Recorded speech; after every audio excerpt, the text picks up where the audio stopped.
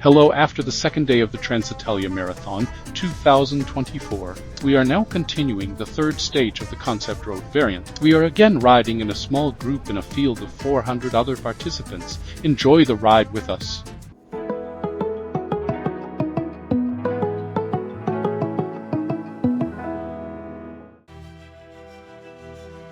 On day 3, the C1 road variant takes us from Nocera, Umbra, in the Umbria region, over a distance of approximately 260 kilometers on small roads, through the marsh region to Cascia.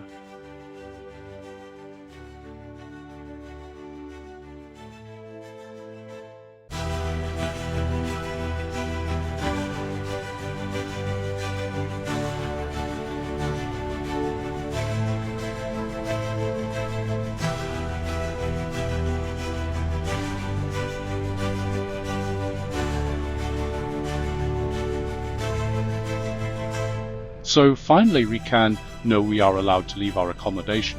Nobody is really sad about it, because the hotel exudes a slightly morbid 70s charm on the plus side. There was plenty of outdoor parking around the huge building, with its 170 rooms. What was less nice was harsher, that it was all torn down in our room. We couldn't close the patio door or move the shutters after the first dead animals on the floor. We also decided to sleep in bed with our clothes on. But no matter, the weather promises a great day, and we drive to our starting point, which is just outside Nocera, Umbra, because yesterday's arrival point is being used as a marketplace today.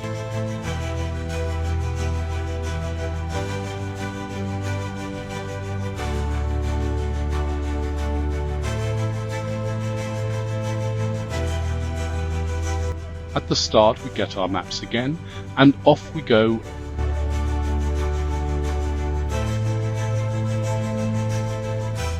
After Nocera, Umbra, we initially drive in the wrong direction because we trust the navigation app.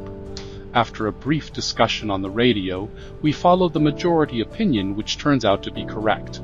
To quote a famous German bard,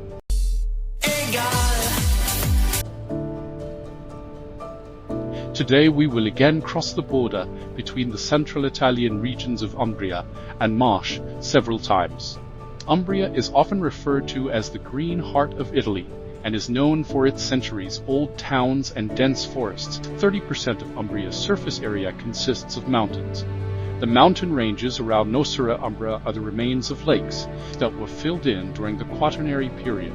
The Quaternary is the most recent period in the Earth's history, from around 2.6 million years ago to the present day.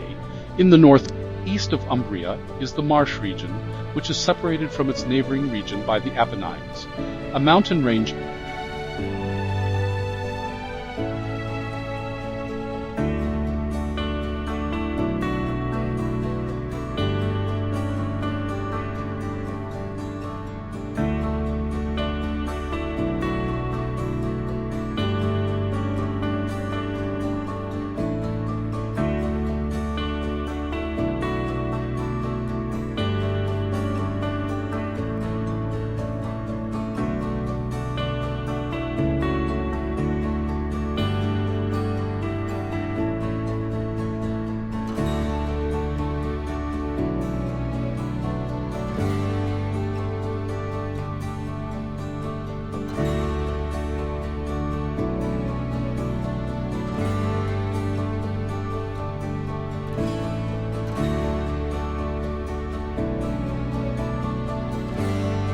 The name Marche comes from the time when the region was still a borderland between the imperial lands, the Papal States, and the independent South. The area is largely dominated by the Apennine Mountains, the mountains which rise to almost 2,500 meters, with their gorges, striking rocky peaks, bare slopes, and wide plateaus, form the scenic highlight of the Marche region. The valleys are green, hilly country with meadows interspersed with fruit trees, cereal fields, and vineyards. For centuries, people believed that this inaccessible and rugged mountain region was inhabited by fairies, demons, witches, and legendary figures. In fact, there are numerous caves, gorges, and underground spaces that have been created by erosion and have become a natural habitat for plants and animals, some of which are rare.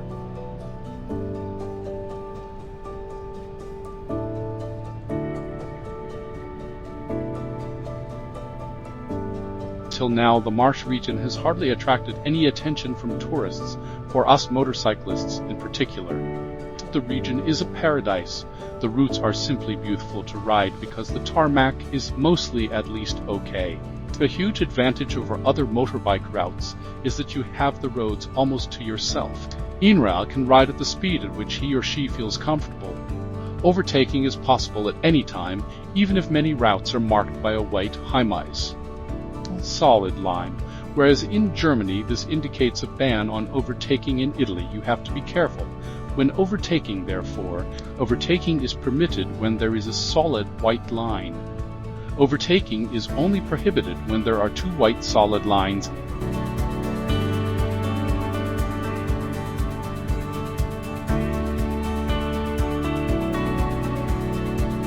Nestled in the green hills of the marsh region are many small towns that have managed to retain their original character. This includes the municipality of Piarco in the province of Macerata in the marsh region, which has just under 1,000 inhabitants and is located on the river Potenza. Paper mills were established here from the 14th century and are still in operation today. The inhabitants of Piarco have more unusual first names than in the rest of Italy, and this can be explained as follows. Paper is also made here from recycled books, which are sometimes read by the locals, before being recycled as a result. There are more first names borrowed from books in Piarco.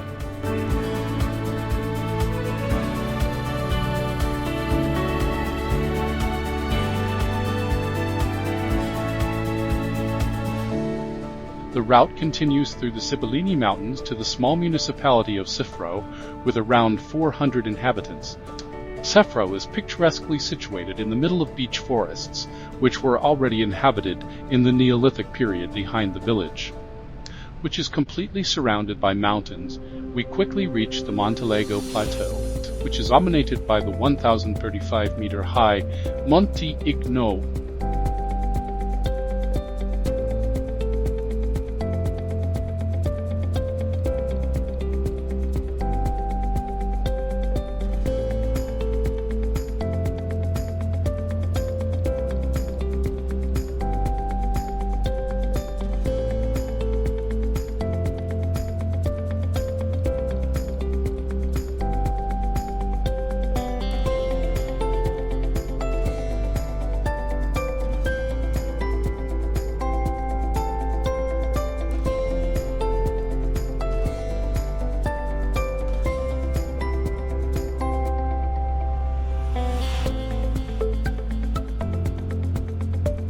Some villages like Sorti, you seriously wonder what life is like here in winter.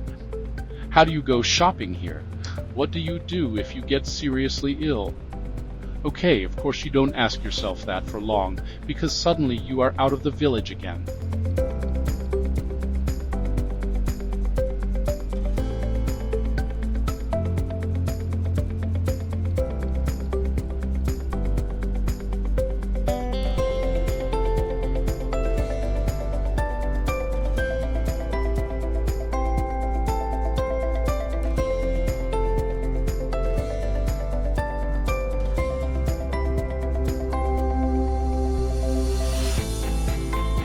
As we continue along winding roads through the sunshine, it must not only be white here in winter, but also wet.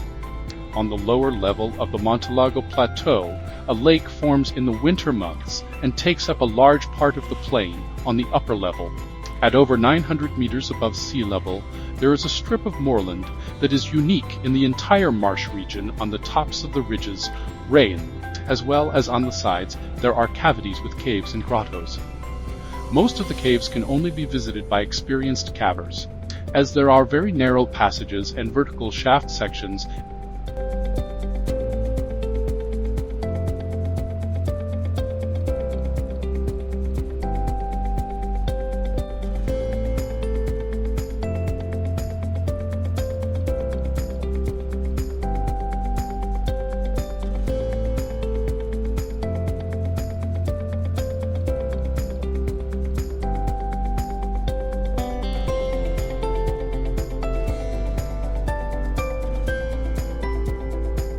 We are slowly getting hungry and are about to stop off at Casali, a highly recommended restaurant, which at first glance looks like a long-distance truck driver's meeting place. But far from it, they serve home-baked cantucci and delicious plum cake, for which we don't have to pay anything, well, okay. The latter because it was someone in the group's birthday, and we were all invited.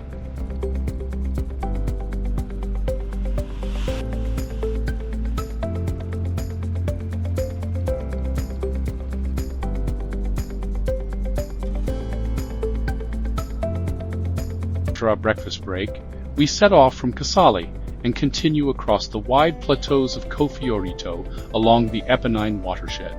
The area is characterized by many natural basins, which were reclaimed in the 15th century by the construction of a network of artificial canals. These canals lead to an underground collection of about 200 meters in length in 1997. A collector from Roman times was found here, which proves how advanced the Roman water engineers were, in contrast to the later reclamation works. The Roman works were not intended to drain the area, but were probably intended to protect towns from winter flooding.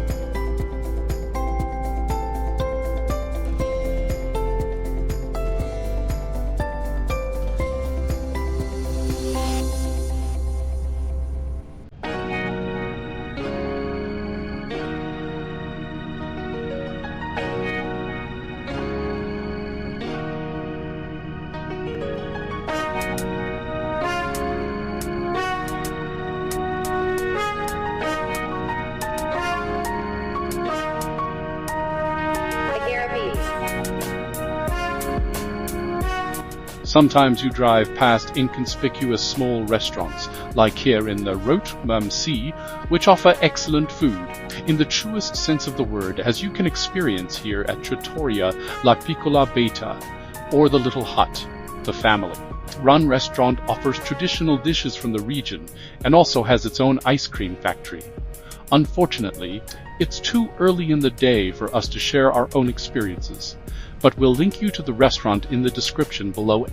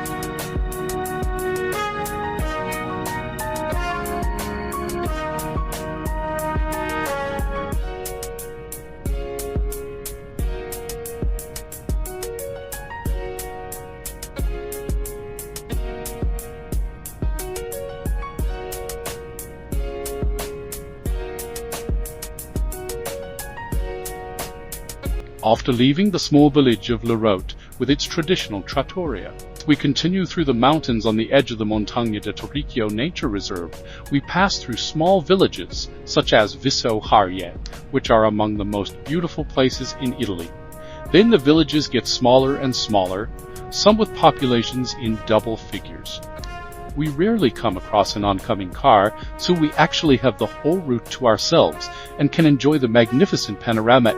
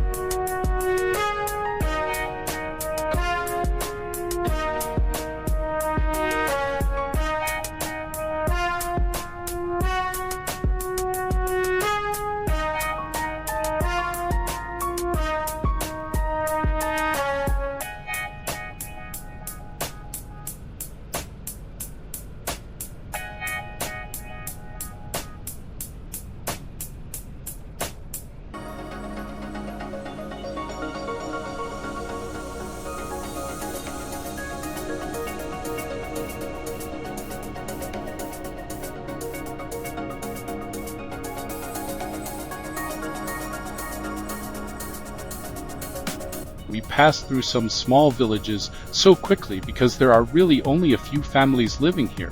Here we drive at an altitude of almost 1,000 meters through Rio Freddo, where only 6 families with less than 30 people live. Nevertheless, these places also have a story to tell. During the Second World War, partisans from Umbria, March and Rome met in Rio Freddo to form the Spartacus, Gramsci and Garibaldi brigades.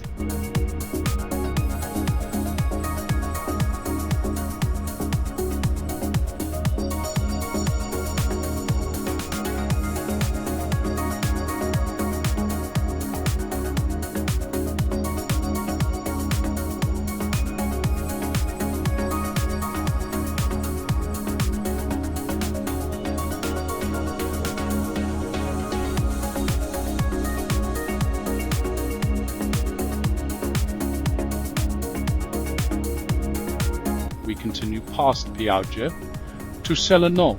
Celano lies at an altitude of 640 meters and has been a member of the Association of the Most Beautiful Villages in Italy since 2017.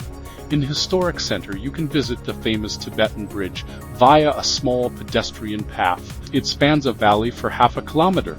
You need to be at least 130 centimeters tall, have a briefing and special equipment to be allowed to walk on it in the summer months.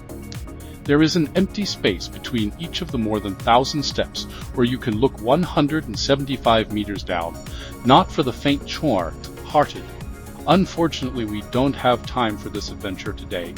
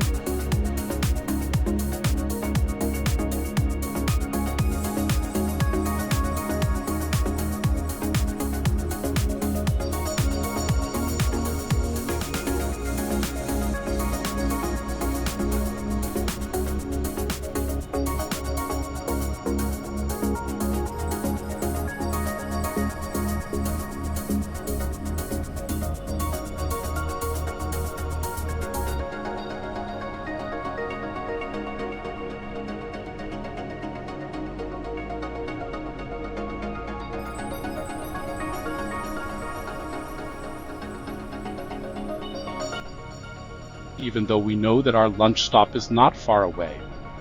Some of us still have to fulfill a human need, so it's a good thing that we found a shady spot in the Fontanelle neighborhood of Campello sul Clitunno.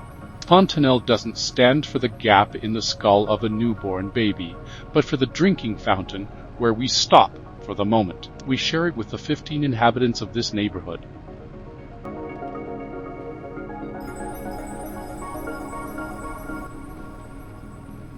The Springs of Clitunno. We stopped for a short lunch break with olive bread, and if you like, red wine.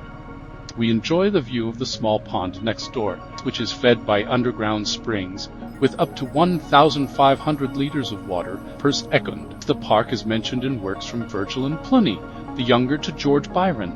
Even bathing is permitted here, although unfortunately we don't have the time, as we still want to get to Cascia, our destination for today.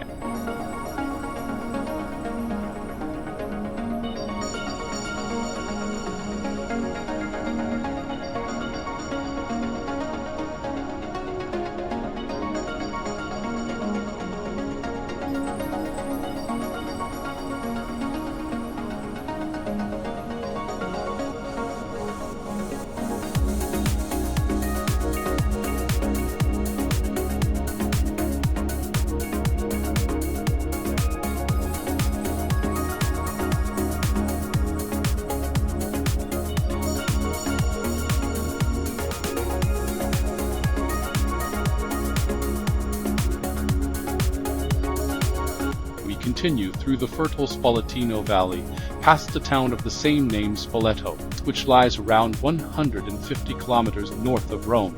We are getting closer and closer to our tour destination. For now, however, we enjoy the beautiful stretches of road with sweeping views of the valley and its vineyards, white wines and sparkling wines, mainly from the Trebbiano grape variety, are produced here under the name Spoleto DOC. We stopped for a photo behind the small village of Borgiano near the municipality of Rote in Germany. We would never just pull over to the side of the road without a parking bay or similar, but on this stretch of road, we are the only ones who want to enjoy the panorama. No problem then. Through the small community of Piede Paterno with just 133 inhabitants, which leans against the old center of a rocky outcrop. We continue into the mountains, and later to Ponte and Rocetta in the past. In ancient times, the roads we are traveling on did not exist, and the municipality could only be reached or supplied from the surrounding castles. There are still many traces of so-called hermit cells in the surrounding caves. We feel a little lonely, and like hermits as we drive through the small village of Ponte, which lies on a mountain and is overlooked by a rocky outcrop. There is even a castle sign, which was built in 757 after Christ's birth, but the area was used as a sanctuary long before that in pre-Roman times.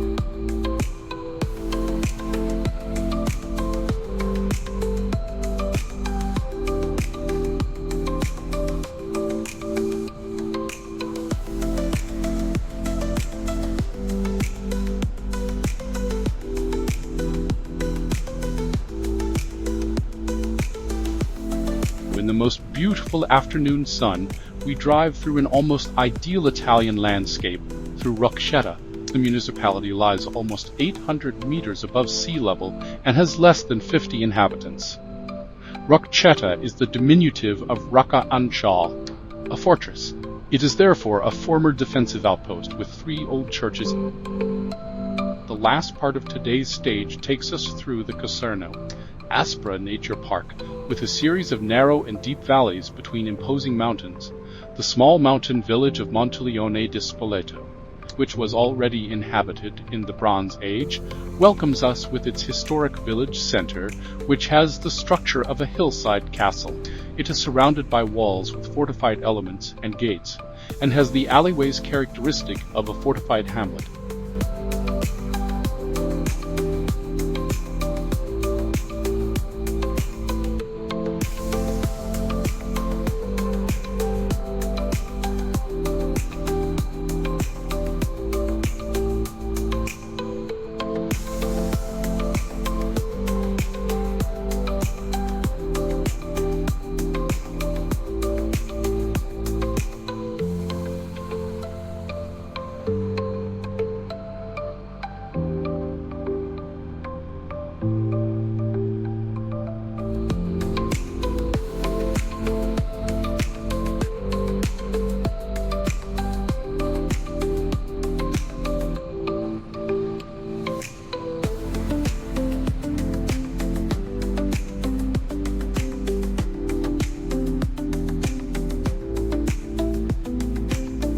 Our destination today is Cascia, with its historic center full of narrow streets, old houses, and charming squares. However, the many churches should not obscure the fact that the inhabitants of the municipality have always had a very special relationship with the authorities. In the 14th century, for example, the inhabitants attacked the King of Naples, who was passing through Nemocin, and in the 16th century they rebelled against Pope Leo X.